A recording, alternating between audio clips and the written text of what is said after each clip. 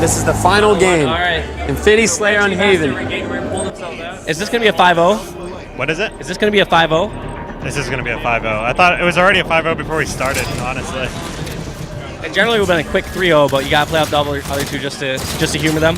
Yeah, just for fun and shits and giggles, you know. I just think maybe the teams just aren't really fair. I mean, those 4 pros versus us 4 is just really not a fair match. Well, I mean, we got established pros like yourself and Hoaxster here, and we only got, some no-names like Neighbor and Best Man over on that side, so it's kind of stacked squads. It's a bunch of washed-ups, honestly. Oh, that's the first time I've seen someone get the truth. How did it feel?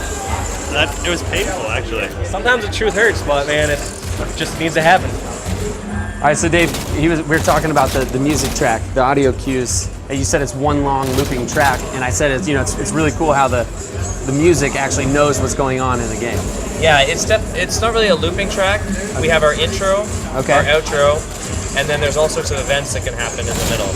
So when you started the game, you heard that nice booming intro music. So that's specific for Infinity Slayer. Okay. So it helps build that recognition of like, oh, I'm playing Infinity Slayer. Mm-hmm. And then whenever he's rewarded, you'll hear these little short stingers that kind of mix right into the track very naturally.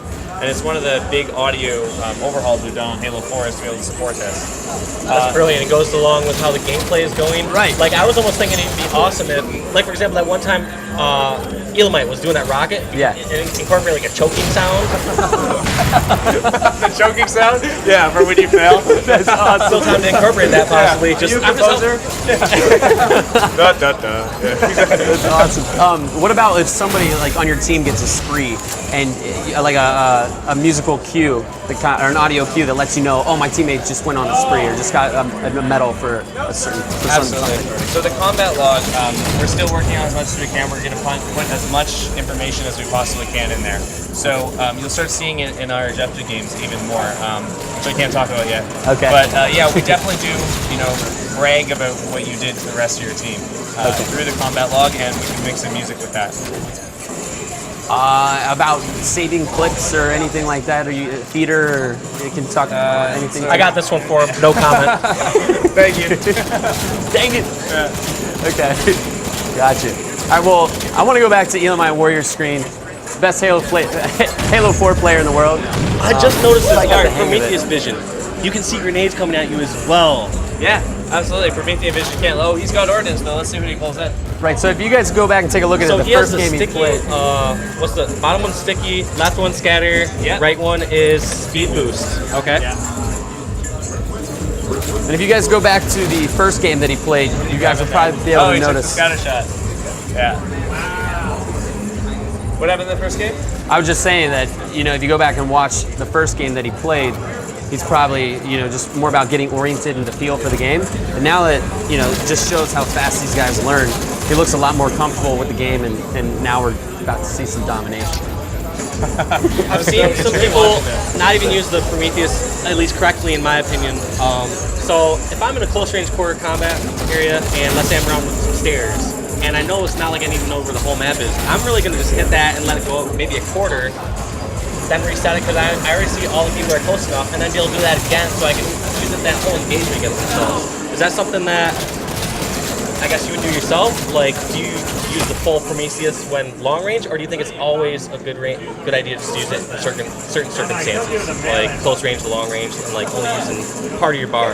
I think you just choose with whatever works for your playstyle. Yeah. Like there really isn't like a book or a guide to using these armor abilities, because there's so much more going on in the Halo sandbox. Yeah. So for me, it's just like you saw you used it from long range there, and then kind of adapted to it. Me, I'm just trying to find enemies. All the time. True. True. Yeah, I guess sometimes maybe I either get tunnel vision, or I can just see myself basically being like, all right, I know where the one closest enemy is to me, and I don't have a sniper, so I'm just going to focus on that, and I don't need to see where the rest of the team is at the moment. My favorite time to use it is when I'm the king in Regicide. Because then I can they all know where I am, and it's the only way I can kind of know where they're coming at me from. Right. And so in Regicide, that's the thing, is it's not exactly Juggernaut. It's you have an icon over yourself like a Juggernaut, and people are going to know where you're at. And you can use that to your advantage in some cases. Everyone's going to be coming towards your way. You're worth more points. And like you're saying, use that Promethean vision. They're not going to expect you to be coming right for them. They expect everyone else to come for you as well. So like you can get that closest person to you, just get that nade, one shot, just play it out smart. So I like that. I like the idea for using that. Absolutely. The sticky detonator does it as well. I mean, we've had some crafty kings. Our internally kings are like, oh, they all know where I am. But then once they start finding out different strategies and ways to, take advantage of that, it really just adds another layer of strategy to the mode that, even we weren't anticipating, but we've gotten even more excited about it as we've seen these strategies develop. Yeah, I can definitely see them just evolving. And I would also look at similar situation and be like, all right, during my loadout, I think if I know I'm going to be the king next, I know I have the most points, I'm going to just have to switch over to Prometheus vision, like you said. Definitely, and that's one of the great things about swapping loadouts between deaths. And as you earn more in your Affinity career, you're going to start unlocking more and more loadout options that you can configure. Oh my god! What was that? There's some rage over there.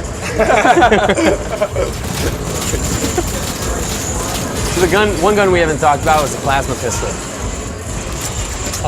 We've seen it just used very little here. Yeah. It's happened against Cal both times, and not to Cal's favor. I feel like, from what I've noticed, is that it seems like it takes a little bit longer to get that full charge on it. I noticed and that I can't too. tell as far as how much it locks on, though. I guess those aren't really questions. I guess those are just more comments on how I've noticed it so far. Because I personally have used, it's evolved from all the Halos. I mean, Halo 1, I would use it just literally like a plasma rifle. I love how it frees people. Yeah, freeze them up. Just pretty much do like 6 to 8 shots and then get a melee and get an easy kill. Halo 2, like that gun was godlike. Just you just charge it up, shoot them, switch to DVR instantly, and the nuke combo. And that's also not only did that gun track so much more, but you're also able to switch weapons that much faster. So it'll be interesting to see how people do this, because I mean, I've seen Cal get single burst with it. I've seen him get comboed and someone finish off the VR. So it's just I can see it very situational use. Now, with the melee system, I haven't seen anybody get animated yet. Are animations in Halo 4? Assassinations. Assassinations. Yes, absolutely. Assassinations are back in a big way. Okay. And there's many new ones. I've noticed these players, they don't take the risk as often. They're on the stage, don't want to get yoinked. But I also think that these guys, even though first time playing these maps, they really have a high awareness level, especially having the radar, and so many of them using Promethean vision. So I think that's a huge factor why we haven't seen any yet. yeah, here's a speed boost in action here. This is great. Alrighty, Emite, show us the speed boost.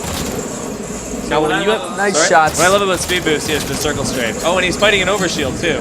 That was kind of a cool combo. But yeah, getting in and out of combat, but also being able to circle strafe around enemies that much faster is a huge advantage.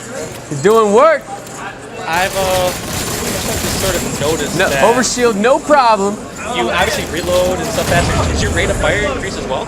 No, not your rate of fire. Your reload speed, your weapon swap speed, and your movement speed. That was a good double kill he pulled off of it. Kyle's dominating. So that gets him and his team a few more extra points for getting those medals and obviously the double kill.